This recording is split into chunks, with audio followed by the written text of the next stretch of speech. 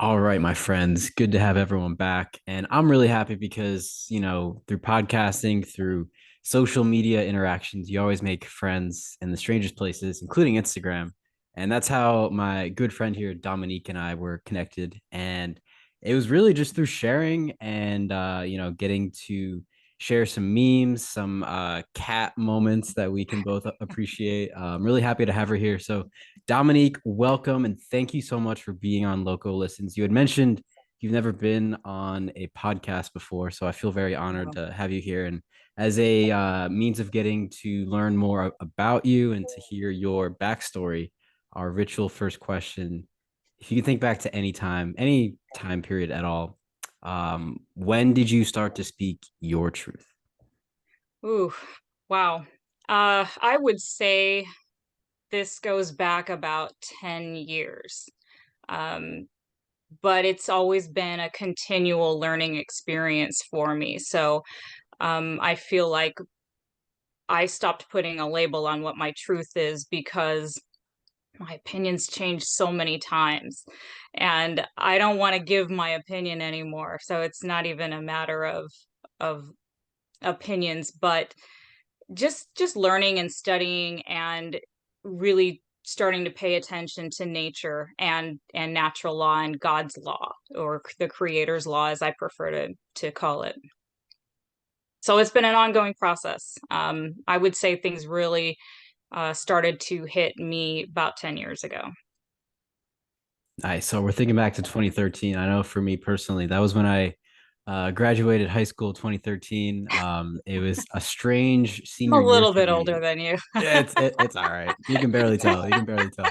Um, 2013, that was the year I first ever ingested psilocybin. So that was definitely an experience that changed my perspective. But as far as when you think back to 2013, you had mentioned a couple of interesting things like natural law and something divine and also thinking about nature. And there's a lot of esoteric topics within everything that we just mentioned previously. So, I'm curious, what are some things that stand out to you that got you started on this path of thinking differently or, pivoting from your beliefs and opinions?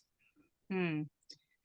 I would say just having to come to terms with the fact that what I thought was rock solid proof of why I believed what I was believing at the time wasn't a way to gauge what the truth really was. And it was being willing to let go of those things, whether they're dogmas, personal beliefs,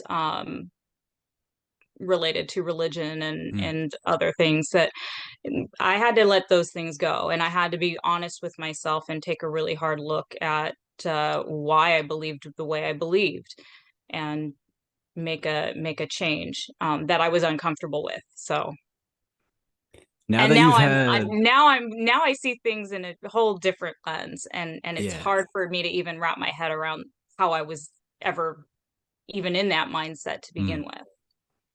Yeah, I mean, for many of us, it's just how we were brought up. It was whatever was around us in the family home, that was just normalized. And, speaking for myself too, like I wasn't really raised in a religious structure.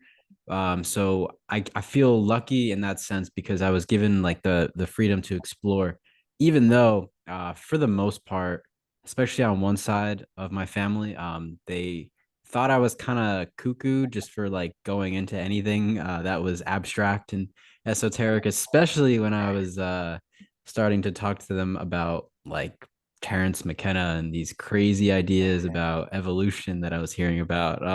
But I'm curious for you, when I asked you a couple of weeks ago when we first started chatting, what might you want to talk about on the podcast, and one thing you had brought up was alchemy, and it's interesting that a subject like alchemy, just like astrology and tarot and all these other occult sciences, alchemy is something that maybe the church didn't really want people knowing too much about. And I'm curious if you have any thoughts. What are your 2 cents on the alchemical nature of this universe? Well, My thoughts are that we it's surrounding us, that it's the original language. Um, Something that kind of struck a chord with me, I would say, even in simple things like a scripture, like the book of John, where it says, in the beginning was the Word, and the Word was God, and the Word was with God. And the word that they use for word is logos. Mm. And what do we see today? We see logos as symbols of corporations. So it was, just kind of going, wow, that's alchemy is a language of symbols. And it's not about spelling or what the English, the spells that are put in our spelling. It's about, once you see something, you know what it is. If you Mm. see a triangle pointing up, you know that represents fire. You see a triangle pointing down, you know that that represents water. So there's no if, maybe, you know what it represents, and once you see those symbols, you start to see things in a different light. Right on, right on. Yeah. And when we talk about symbolism, especially in alchemy, we have to also bring up archetypes because I think in any story, particularly ones that are aligned with the hero's journey cycle, there's always that alchemical transformation, turning lead into gold and going back around through this process. And I'm curious, this is a question inspired. You'd probably love this particular podcast. It's from Eric Godsey. He comes out of Austin, Texas. He's associated with On It and the Aubrey Marcus podcast. He always likes to ask guests about their favorite story, like their favorite childhood story. For me, recently, I've been thinking a lot about Aladdin and just the way that genie, genius, and all of these mystical powers can kind of come through language, just like you said, logos. And I'm curious for you, in when you think about archetypes and symbolism and the alchemical hero's journey, what are some of your favorite stories? Maybe one or a few that come to mind that you really um, can relate to.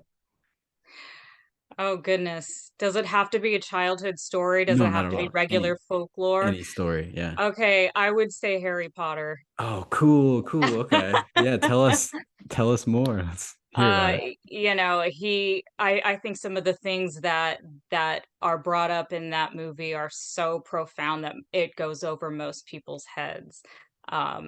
Just, the Muggle world versus the world of witchcraft and wizardry, and you still have those evil elements inside there, but it was getting out of that Muggle world and realizing that he had a potential that he didn't even think he had.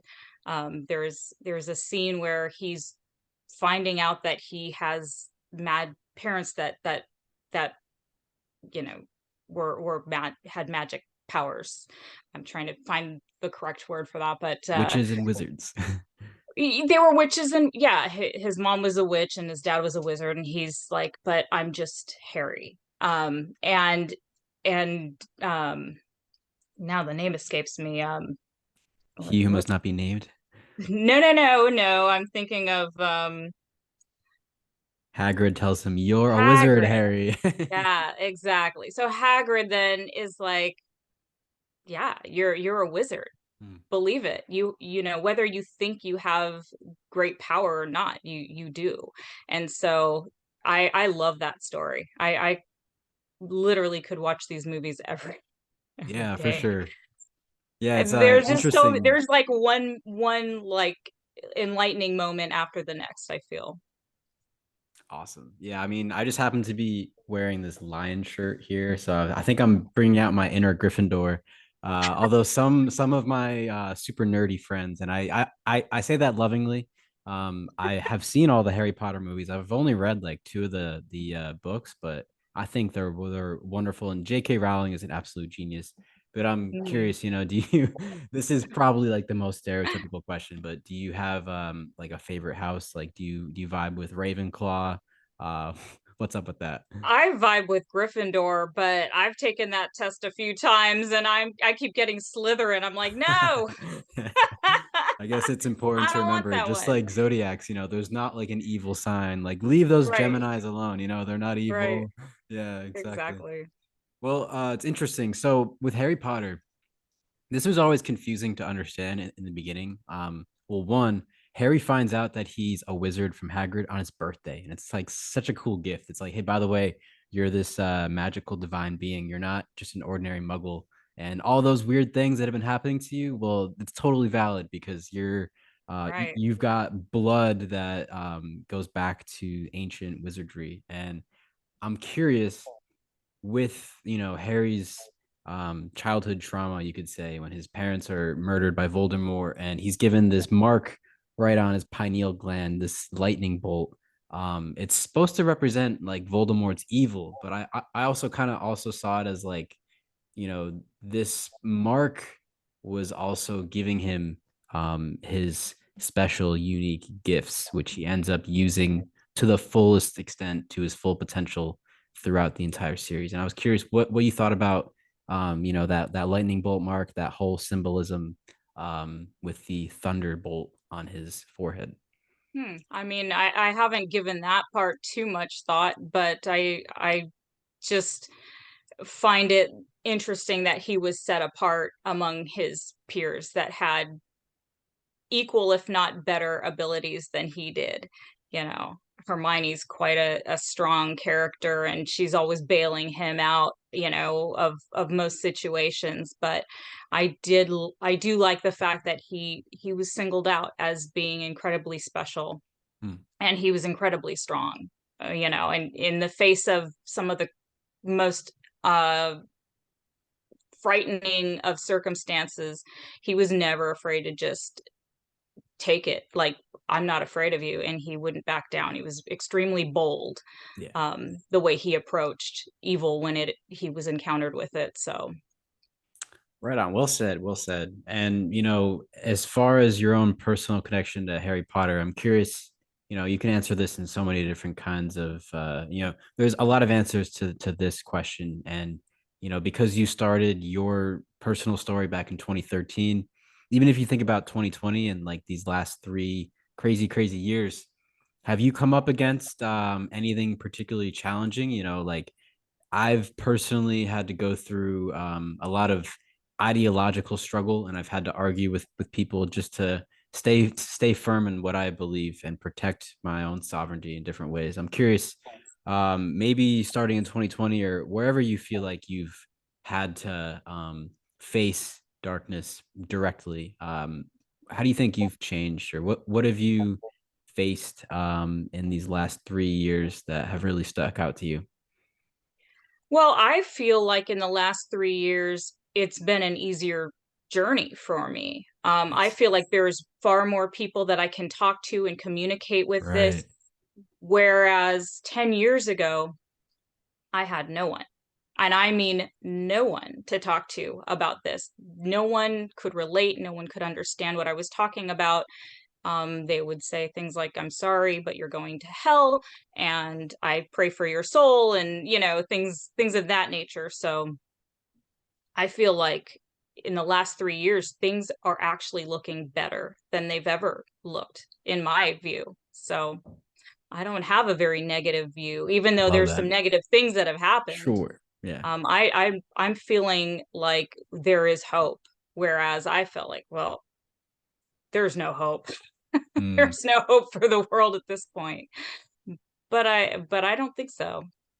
I'm so happy that I asked you that because that's kind of how I feel. It took me probably a full year and maybe like even through all of 2022 to like genuinely feel that in full agreement. And a lot of it has to do with, like you said, finding tribe, finding a community of people who will support you and think like you. And it's not like we're all the same. It's not like everyone Right. in this quote unquote podcast community has the exact same opinions and all that. But it's fun because we're all open to the discussion. and it's been challenging to just kind of be shut down or called Mhm. crazy names. So I'm happy that you've said that, and I'm curious, when people say you're gonna go to hell and all this, they're casting a pretty negative spell, but you're powerful enough to, change that narrative for yourself. And I'm curious, was some of that due to the fact that you have an interest in astrology and tarot and things like that? I mean, have these esoteric topics that you kind of alluded to coming into your purview in 2013, have they been affecting your day-to-day life? Like, do you feel like you've been able to talk to people about this some more? Is that kind of where this all stemmed from, this idea that you were an outsider because you had these interests? What would you say? Yeah, I did feel like an outsider for a long time. I only recently, in the last few years, I feel like since 2020 in particular, felt that I was able to connect with people that were more like-minded and that were starting to see things not so black and white, that it Mm, wasn't the right or the left, it was somewhere down the middle. So I that's why I feel hopeful, in relation to the last 3 years. Whereas prior to this, I feel like you were either hardcore one direction, new age, oming and meditating and crystals surrounding you, or you were just, there was no balance. mm, I felt like I didn't fit in anywhere because I'm not, I don't mind being quiet and really relishing, serenity and peaceful moments where I'm just, going deep within myself.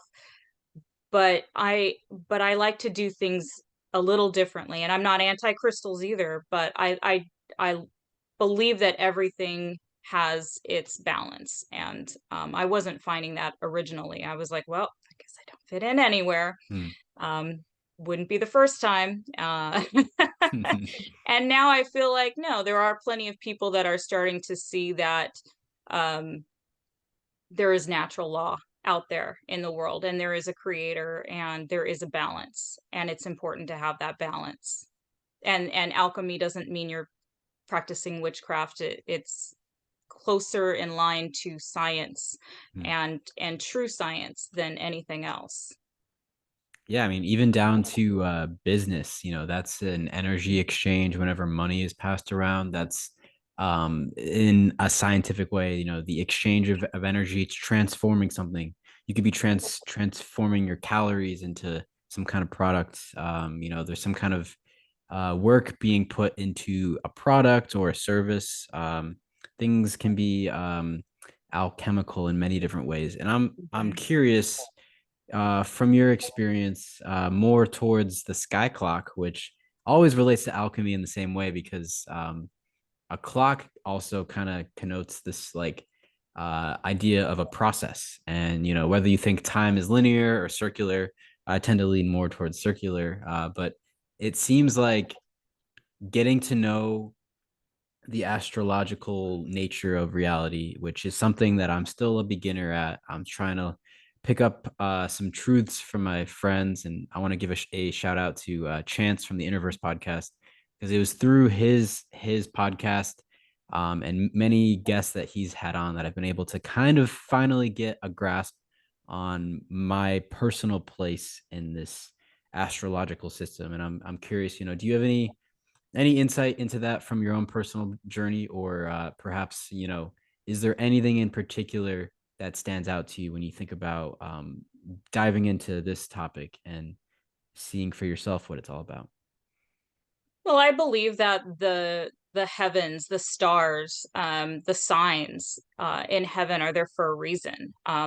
We know that they have a very real effect on plants and animals. I mean, I live in Laguna Niguel. I'm very close to Dana Point, and the Grunion run on a full moon. So it's not, bizarre for me to think that the stars have a very real energetic effect on our lives every day. And whether the moon is waxing or waning or regardless of the phase that it's in, it will have a direct effect on our lives. And I think a lot of people seem to toss that out and discard that idea and that concept as being, you know, crazy Mm. and not scientifically based, but it is scientifically based, you know, and people just don't want to open their eyes to the fact that the stars, they have a very real effect on us. Mm. They dictate the color of plants, and you know, if you look at something like the Farmer's Almanac, where they tell you when to grow and when Mm. to harvest, based on the phases of the moon, that, I mean, that to me is very That's a scientific. very grounded example. Yeah, I definitely appreciate that. And it's kind of funny. I mean, you think about photosynthesis. I mean, if people don't believe that the stars and the planets have any impact, I mean, remember the sun is technically a star. And if you are out in the Exactly. sun, I guess from a scientific angle, you will be happier. Your hormones will function differently. If you spend too much time in the sun, you could probably do a little bit of damage to yourself, which is, that goes back to that principle of balance. But if you're never in the sun, then you're not going to feel very good. And that's there's definitely Right. we're always interacting with our environment in a multitude of different ways. So I appreciate that you brought that up. And the farmer's almanac. That's what's been fun to think about for topics like astrotheology in particular, Mhm. because they have alignments with the agricultural process. Like I know Right. in the season of Taurus, from April to May, that'll be very much, like the plows pulled by these oxen will be in full force getting planting done, and then we'll harvest later on in Virgo, Libra, etc. But with the Sky Clock, you brought someone up to me. It's a really interesting channel. Someone called Athen Clementi, and Yeah. I'm really happy that you introduced me to this individual because they're interested in sidereal astrology. And I was curious if you wanted to kind of get into what a couple takeaways, because on their page, there's so much you can get into. I'm just curious if you want to give people maybe the greatest hits or things that have stood out to you so that they can go and look up Athen on their own time. Well, I think the most basic concept with sidereal is that it is literally taking the sky that you look up and see at any given particular time. It's not predetermined.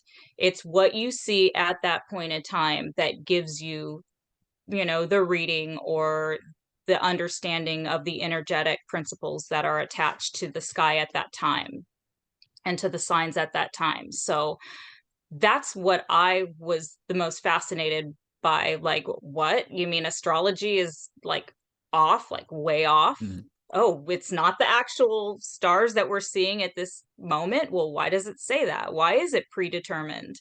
And a lot of the constellations aren't even the same length. So you're looking at one constellation, could be in that constellation, we could be in that constellation for an extended period of time, and then you could be in another constellation for just a couple weeks.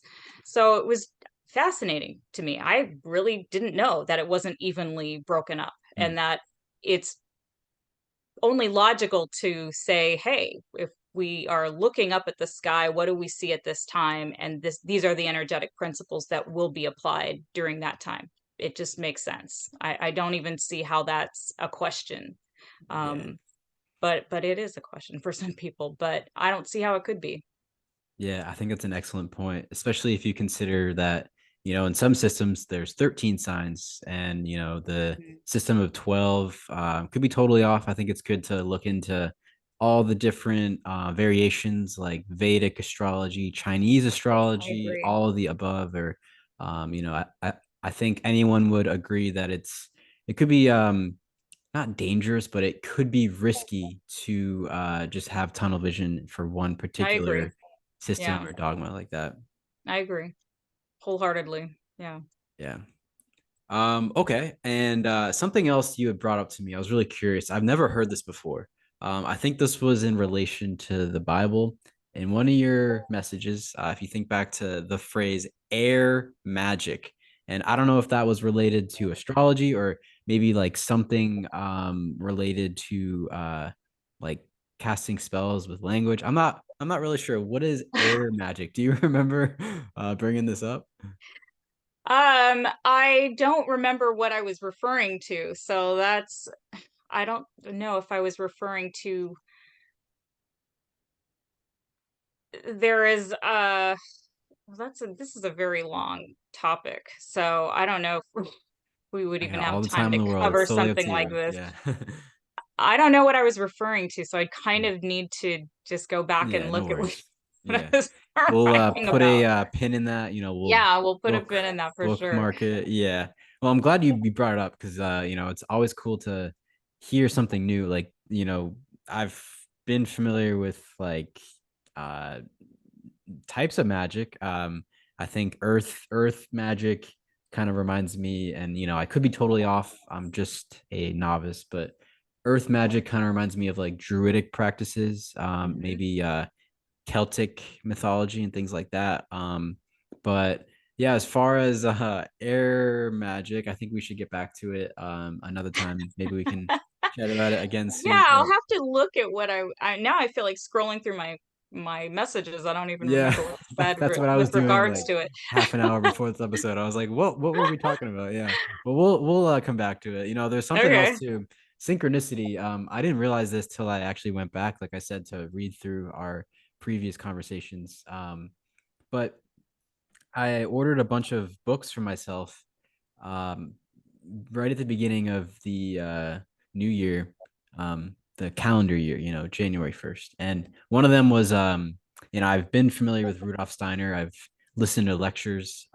So I've never read any of his books, though. I just have listened to him. So I picked one up. It's called Theosophy, which is a Mhm. great like broad overview of anyone who's heard of anthroposophy.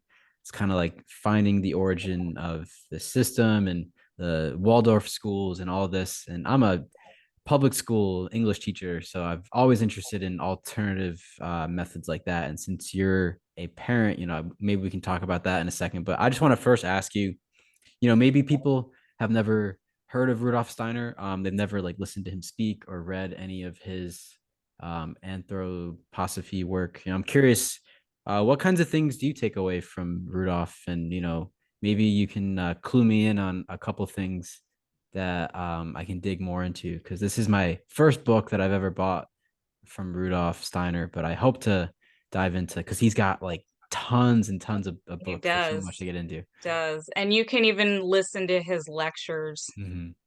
online audibly, so you don't have to if you don't have time to read. And Right. I'll find myself doing that a lot, and re-listening to things that he's spoken about. He's so incredibly profound and Mm. so in tune with nature, and tying that connection between metaphysical and physical, and the things that we can see, the spiritual nature of things we can see, and the things that we can't see.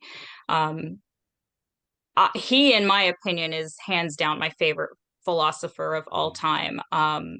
I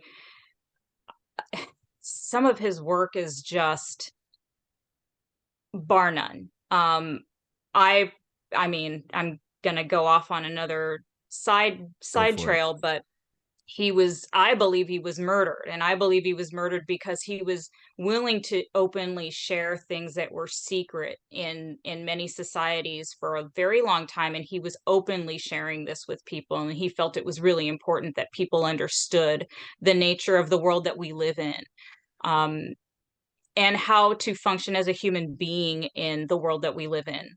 Mm. And um gosh, I like I said, he's just incredibly profound. Everything from farming, and giving farming insights, to biodiversity on a farm, and things to make regenerative farming more successful, and biodynamic farming, and for starters.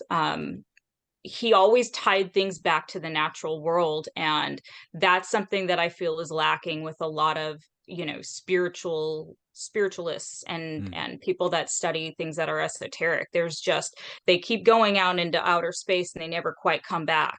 And he always tied things back to the physical.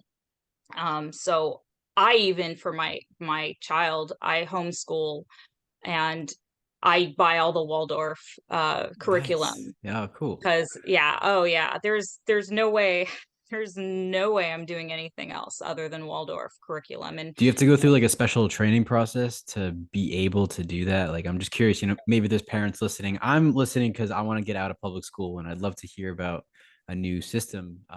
But maybe if you people were listening. working in a Waldorf school, you would need to go through training because Mhm. the teacher is not viewed as um, just teaching. You're viewed as a spiritual being that is helping to cultivate another spirit being through this world, Mm. and they take it very serious, as they should. Yeah. It's not just I'm going to hit you all with a lot of information and I hope you guys can take a test on Friday and Mm. pass. It's very, very different. You're literally starting from movement, your rhythmy, colors, shapes. It really takes you to a very, very deep understanding of the world around us, and they start children at a very young age. Mm. Um, so the teacher's in a very important Yeah. And it sounds uh, like that system really emphasizes the intuitive nature of our consciousness, creativity. Because what I'm currently doing is literally the opposite. I'm training you to mhm, take this test to write this essay in a particular way, and it's disconnected from any creative genius that they might have. right. So I'm happy to hear that there's a more holistic system. And you're totally right. When you study Rudolf Steiner and listen, he always talks about, something symbiotic. Like, it's Hmm. crazy that he'll go from, he's created this Waldorf system, and he'll also talk about like new nutritional principles, how to take Yes, care of your blood, and then like how to farm and raise food properly and all this. yes. It's fascinating. Very Yes, totally fascinating. And when I talked about being a teacher and how serious they take it to work at a Waldorf school, I don't mean that you can't, as a parent, pick up this curriculum cool. and delve into it and do it at Because home, I don't know because many that's what I parents who did. actually do homeschooling, and I'd be curious, like, how long have you been doing that? Because it seems like, maybe just from from the outside perspective, it seems like a lot to take on, but it sounds like it's working out great for you, and I'm happy, because I think a lot of parents struggle with the idea that public school is not really giving what it's supposed to be providing, and that parents have to Right. take matters into their own hands. So, is there anything you want to share for parents who want to learn more about homeschooling? I think being there for your child, number one, is really important. Don't underestimate your child's ability to learn. Mhm. Just because you might not feel like you're teaching material doesn't mean that your child is not able to really understand and grasp and understand concepts and learn at their own pace and learn on their own. It's I never really taught my child how to read.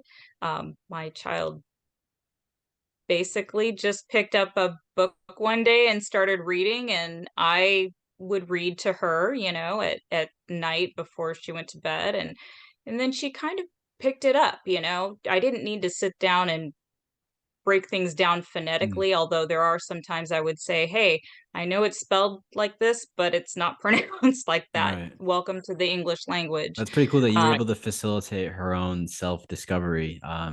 That you just kind of like provided the space and she was able to teach herself, which I think is really how you yeah. learn something sincerely. Is I mean 100%. They teach themselves. I don't mm, think parents understand how how little they are really necessary in that teaching mm. experience, other than to guide and to Yeah. be there for their child. But they really do teach themselves.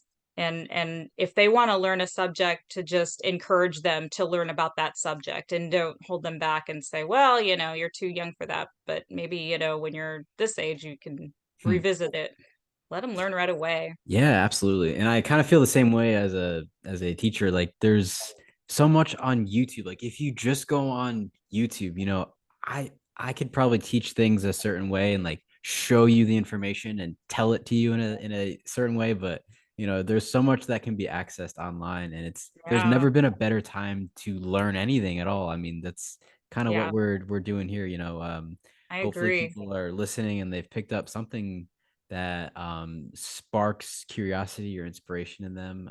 Maybe, just like we said earlier, maybe they've never heard of Rudolf Steiner, or that maybe hearing that someone like yourself, Dom, who is doing homeschooling and providing that for your child is an inspiration. I'm happy to be doing this just to share these unique experiences.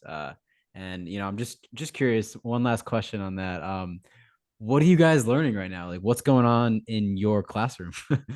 Oh gosh, Norse mythology No for way. What? starters. Yeah. Yeah. So we're delving into Norse mythology right now. That's her social studies. Um, Very cool. yeah, it is very cool. I didn't have that when I was a Oh, kid, you yeah. know? I recently spoke to a friend. They're the New World Normies. They interviewed me a couple of days ago, and basically, there was one high school class that they were able to go through. It was like a mythology class. They had Tolkien, and I think it was like Star Wars, Harry Potter, Lord of the So Rings. Like it was all cool. blended together in one course, and So cool. yeah, I was kind of jealous, but we Yeah. don't teach Yeah. ourselves that now. Right? Yeah. Yeah, totally. Well, I mean, speaking of that's like that, right up my alley. yeah, right, right. Oh my God, all those archetypes really stand out to me. Yeah, Hmm. that's kind of what I wanted to segue into. I asked you about story, and you brought up Harry Potter. I'm curious. Um, with Norse mythology, I think there's a lot of cool things to get into there, especially like for me, and maybe anyone else. I didn't grow up Christian or Jewish or anything in particular, but I was definitely shielded from Norse mythology in a way. Like I feel like it was hidden. It was something that was just culturally irrelevant, even though Hmm. I ended up learning from my Jewish family that Seder is kind of like a word for magic, and that's also in the Norse, I guess the Norwegian languages. Seder connects to that same idea of magic. I'm curious between what Yeah. you can learn about Asgard and Midgard and the other realms. We got that very special number nine, the nine realms, right? I'm curious Hmm. what about Norse mythology stands out to you. It's pretty cool that you get to talk about that in your classroom. So I'm asking, just for fun, Well, it's what. funny you mentioned Seder. Mhm. Yeah, it's funny you mentioned Seder because Seder means order. Order. And order is actually one of the meanings of the word that's used in the book of John for in the beginning was the word. The Wow. logos has to do with order and order out of chaos. Yeah. And so that's really I have like an interesting background. So I was raised Jewish and Christian, Mhm. so I got a lot of that both sides to that to that understanding. And then as I got older, I really focused more on the Jewish aspect and less on the Christian aspect. But going to your question, you asked about the Norse mythological stories. Um, what I'm just getting into them right now, so with my child. So I'm seeing a lot of archetypes that are, I would say, similar to like Jesus when you Mm. talk about Odin, someone that is willing to give up their life for their people. I just winked Their for anyone who's eye, give up curious. their Yeah. eye Yeah. for their yeah, just a lot of the symbolism seems strikingly similar, Mm. to Christianity in a lot of ways. So I'm just getting into it. So I'm by no means am I a professional in that, but it It's is, there cool. are a lot Yeah. of similarities to Christianity I was noticing just on my own. Yeah. Have you ever seen the show Last Kingdom or Vikings? No. Oh, Mm-mm. okay. It's interesting because the way that they do these two TV shows is like, they're showing both sides. They've got the Saxons in England being invaded by these northerners, and you're seeing both sides, both cultures coming together and clashing. And it's interesting to think about Odin because, just like Christ, he's crucified in a different way. We kind of mentioned that he sacrifices his eye for Mhm. knowledge, but then later on, the fact that he hangs himself from this world tree is, I mean, it's hard not to associate that with Christ on the cross. And it must have been interesting to be in the center of this conflict where, the Christian God clashing with the Norse gods, and, the plural, the Elohim. It always fascinates me that these two cultures are so opposite from each other, and yet they have so much in common. And um, I'm not surprised that it started all these wars and all these skirmishes, even if it was just territorial. But like, just the cultural aspect of it is fascinating, especially Very. when you learn about Vikings who later were baptized and turned to Christianity. That's a really interesting story too. But Wow. yeah, yeah. So one thing I really wanted to ask you about was your connection to cats, and I just have to really quick add this. Yeah, right. We were gonna get here eventually, right?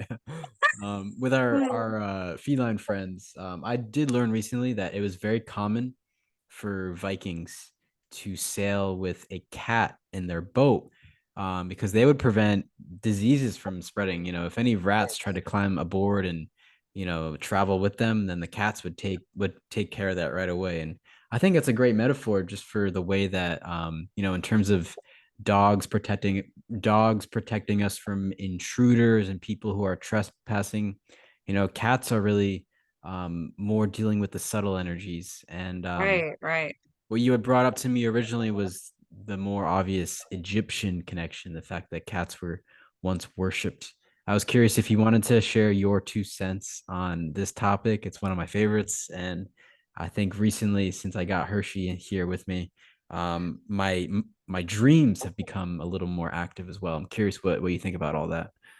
Oh, I'm not surprised at all. I think they bring a calming energy. I can't say for sure why the Egyptians worship them, but it wouldn't surprise me if it was because of the frequency that they emit. They do emit that frequency that's known to heal things on a very cymatic level. So I would venture to guess that that's part of the reason why.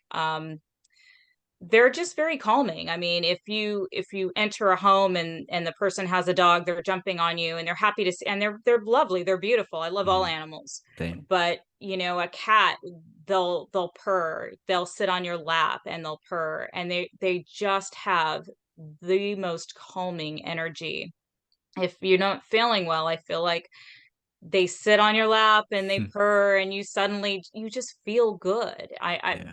To me, what's not to love about these beautiful, calm, souls? And then yeah, they're not always calm. Then they have their little hyperspastic moments where they're racing around the house It's and just adorable. being silly. And yeah, and they're fun. Like you can laugh and love them, and I feel like they're all encompassing in Mm. that regard. So, but I'm very partial. I have two cats, so Oh, okay. Well, I just want to tell people, as far as Hershey goes, she's popped up on the camera a couple times in my past I episodes. know. It was kind Or of cool too. I hear her in the background meowing, which Yeah. is My so mom cute. called me like 30 minutes before we had started, and I put her on speaker, and Hershey was like yelling, like, "Hey, hey." She's like, "Oh, hi, Hershey." Yeah. But I just want to let I people love know, it. if they're considering it. I happened to find the local shelter. They were giving away free cats, or they were doing free adoption for the whole month of January. And it worked out perfectly. And Aw. I want to kind of like urge people if they're on the fence, just go for it. And Yeah. you'd be surprised. And Oh, they're so easy. Mhm. They're so easy to take care of. I don't know why anyone would think that they're hard, but they're so easy. Yeah. You don't have to take them out for walks during the day, and you don't have to go early in the morning because they have to get out and go to the bathroom. You're not walking behind them with a bag in your hand, um, Yeah. Yeah. embarrassing yourself in public. Oh yeah. Oh yeah. They're incredible. They're Mhm. loving and they're affectionate. They're wonderful. They're easy. You Yeah, I can leave think for a couple days and leave food and water and they're good. You come right. back home. Right. They didn't tear up your house when you leave, you know. Yeah. They're fabulous. Yeah, I've had very few issues, and as far as the astral thing goes too, like I've heard this referred to as like cats being astral travelers, and yeah, obviously it's a very Yeah, I've heard. mystical concept, but I think it relates to what you were saying about cymatics too. When we dream, we're lowering our brain frequency to the delta theta state, and I feel like cats can kind of move in and out of that in their own special way. And I remember this was when I was awake, but Hershey was sitting next to me, or she was laying down, sprawled out. Um, and she was dreaming, and like I saw her eyes twitching, and she was kicking a little bit. And I don't know, it just gave me like a very profound sense of calm being around her. Mhm.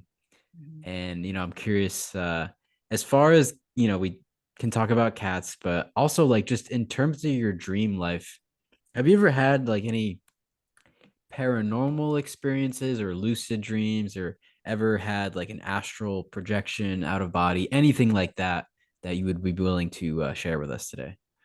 I I haven't really. I know one time when I was really, really young, I believed that I had exited my body and floated down the hall and saw my dad walking down the hall. And I had asked him if, certain things had taken place, and the next day, and he said, yeah. But I just didn't know what to make of it. And I was Mm, pretty young, and I mean like 5 years old, I want to say, maybe even younger than five. I was pretty little. So that's the only time I can recall that happening to me and feeling like that really happened. I really mm, left my body and floated down the hall yeah. and saw my mom in the kitchen and saw my dad walking down the hallway and then with dreams, I've had some interesting dreams. Um, but nothing that I feel I could make sense out of. Mm, So I'm that's not a the tricky I'm part not for a sure. yeah, I'm not a dream interpreter. I'm only just trying to really make sense of why we dream and what the purpose is. And Mm, I do believe firmly that there is a reason why and they are important. They're not to be dismissed, but yeah. sometimes you just get these crazy dreams and it's like I really don't know why I just had that dream. Yeah, it's funny. I think dreams are a great representation of the chaos or the order of nature itself. Like this is something that happens to us every night. Sometimes we don't even remember it, and sometimes we're given like profound downloads, if you want to call it that. Something that could just change our entire life, thinking about it a particular way, or it just seems like random nonsense. It goes back and forth sometimes. Yep. But yeah. Totally. Totally. And you Yeah. just reminded me, Both. I'm curious, have you ever encountered someone who's been sleepwalking? Because I personally, when I was younger, it's kind of funny, that same age, like right around 5, 6, when the veil is most thin, my parents would tell me like, oh yeah, you were up again, like walking around. And one time, apparently I was my bedroom was up on the second floor. I walked all the way downstairs, and I walked up to my parents. They're sitting watching TV, and they're like, Jake, go to bed. Like, turn around. And I was standing there, like, very ominously. And I said to them, it's all over now. And they're like, huh? Like, They all were right, like, Jake, you need to go "What?" back to bed. Yeah. And then they like spun me around and pushed me That's up funny. downstairs. Yeah. I don't know what that was all about. I don't know if they were like, just making it up. Obviously, I don't remember. But the only other time that that's happened to me, where people like were concerned enough to tell me, was when I was at like a sleepaway camp, and we're staying in this like cabin with like bunks and everything, and I guess I got up and just walked out. I was just like walking out of the, yeah, they're Oh like, boy. come back, Jake, what are you doing? And they never woke me up in either time. They were able to get me back Oh without waking me up. wow. And yeah, I mean, Yeah. there are stories that were told to me. I was unconscious while this was happening. So how am I going to know? But I think they're just funny stories to share. Yeah, there I mean, I don't know enough about it either, but Mhm. it's yeah, It's fascinating yeah, because it is. It really is. that's what sleep paralysis is all about, right? Like you're supposed to be Yeah. paralyzed so you don't get up and start acting out what you're I've dreaming. had sleep paralysis. Mm. I have had that where I'm actively trying to wake myself up and I can't. And terrible things are happening around me and I can't move. But Mm. I've managed to get over that. It used to happen a lot and it doesn't really happen anymore. You ever hear people think about like, well, there's this notion that when you're born and when you die, there's DMT released. But it's also been said that when you're dreaming or when you're going into that dream state, that you're also being flooded with DMT, and that's what gives you the dream visions. Do you relate to that? Do you have any your 2 cents on that? I can't say anything about that other than I'm sure because I've had some incredibly wacky dreams where I'm like, okay, where on earth did that come from? Because when you it seems profound and then you wake up and you try to like piece together what you just had a dream about and you're like, oh, I can't even like write this down without laughing. So it seems very, real and profound and serious. And then you try to like write it down at, 1 o'clock in the morning. You're like, nah, forget it. I can't even like make this, sound legitimate as I'm writing it Yeah, down. that's So, I mean, I probably should delve more into that because I do think there's something to it, but yeah, I've I'm not there yet.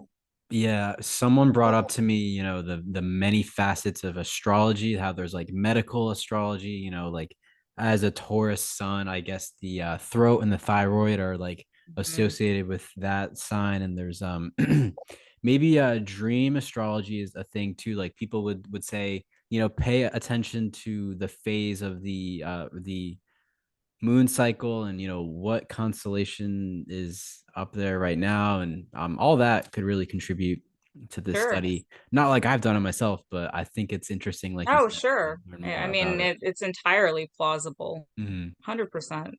Yeah. Well, as we sort of wrap up, it's been about an hour, and I just want to remind you again that I'm super grateful that you came on. I hope you do more podcasts. You're really fun to chat Oh, with, Dom, and I think it's going to be fun thanks. to share this with others for a number of different reasons. But when I first started doing this Loco Listen show, I used to, I always start with the same question, and I used to end by asking people, think back to your past self. What advice would you give to yourself? But I want to ask you a different question. Instead of looking back, let's think forward for a second. We're right at February 1st of 2023. And I just want to ask you, if you were to set an intention for yourself, for your family, for your community, for the entire world, what kind of energy do you want to put out there as far as, being intentional about your language, casting a spell, if you will? What do you want to leave our audience with as an intention for this next month and this next year and everything beyond that? Hmm. That nothing is set in stone.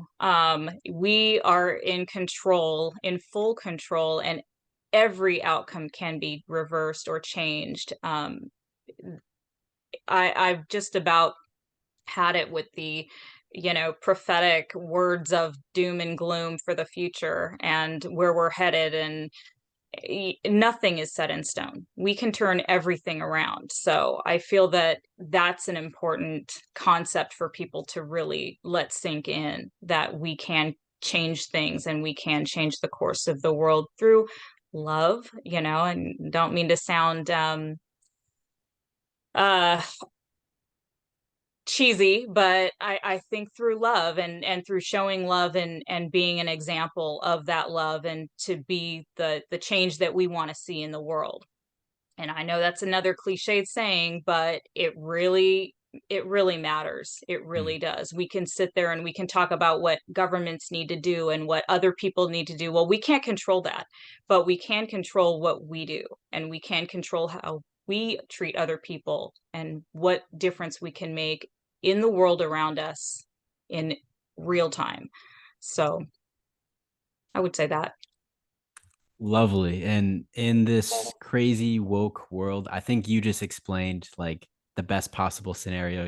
We'll lead with love, being heart centered, and very hermetic too, my friend.